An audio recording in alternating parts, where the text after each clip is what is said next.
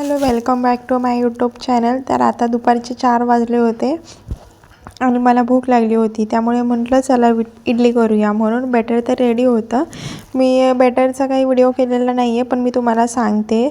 जर आपल्या 4-5 कप जर का तांदूळ असतील ना, तर आपल्याला 1 कप, तोच 1 कप आहे ना मापून आपल्याला उडदाची डाळ घ्यायची आहे. तर इथे बघा, चटणीसाठी मी खोबरं, जिरं, मिरच्या, तुम्हाला जसं तिखट पाहिजे तसं मिरच्या, लसूण आणि थोडंसं चवीनुसार मीठ घेतलं होतं. काही जण मेथीचे दाणे टाकतात, पण ते मला आवडत नाही म्हणून मी नाही टाकलेले.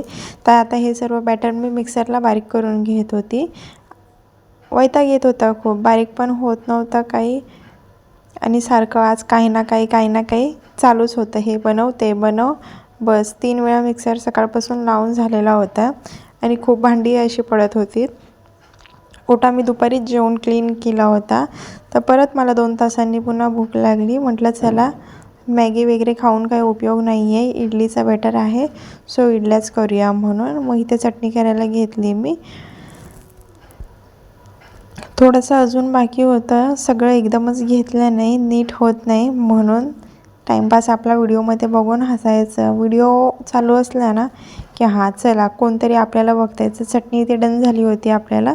तर थोडंसं मी पाणी टाकते, कारण जास्त घट्ट नको होती मला, बस ॲव्हरेज पाहिजे होता, जास्त घट्ट पण नको आणि पातळ पण नको. त्यामुळे थोडंसं मी पाणी घातलं आहे त्याच्यामध्ये.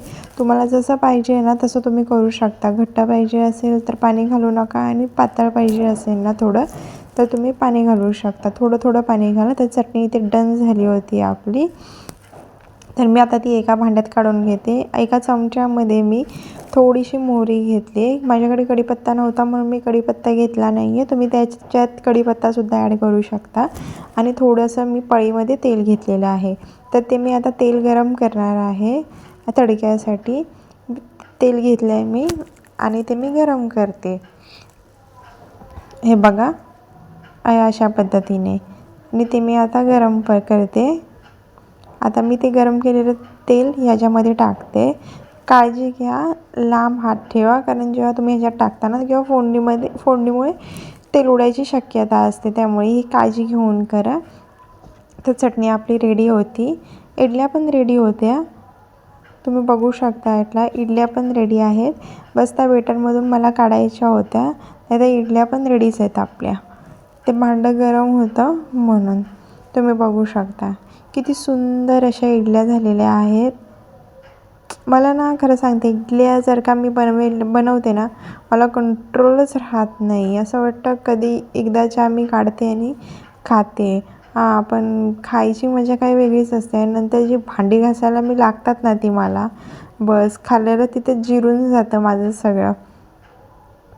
तर काढायची एक ट्रिक मी तुम्हाला सांगते. गरम असतं ना तेव्हा तुम्ही लगेच घाई करू नका, कारण वरची लेअर असते ती प्लेन असते. आणि जेव्हा तुम्ही घाई गरम बॅटर असताना तुम्ही काढायला जाता तेव्हा ते चिटकतात आणि मग ते तुटायच्या शक्यता असतातच. तर चाकूला तुम्ही थोडंसं तेल लावा पुढे, आणि कडा आहेत ना आधी त्या तुम्ही मोडून घ्या, मग काढायला इझी जातात. बघा, मी तुम्हाला दाखवते पुढे की माझ्या भांड्याला जराही पण चिटकलेल्या नाही आहेत. बघा, खूप इझिली अशा निघत होत्या, भरपूर इझिली निघत होत्या. आणि हां, इडल्या जर का करायच्या असतील ना, तर मी सांगितलं आहे तुम्हाला की जो कप तुम्ही तांदूळ घ्याल ज्या मेजरमेंटने, हे बघू शकता काहीच नाही चिटकलेत. खूप सुंदर झाल्या होत्या, खूप म्हणजे खूपच. बघा किती सुंदर लेअर निघत आहेत, जसं काही हां, खूप सुंदर निघालेत. तर बघा, ज्या कपने तुम्ही तांदूळ घ्याल ना, त्याच मेजरमेंट, त्याच कपने तुम्हाला उडदाची डाळसुद्धा मापून घ्यायची आहे.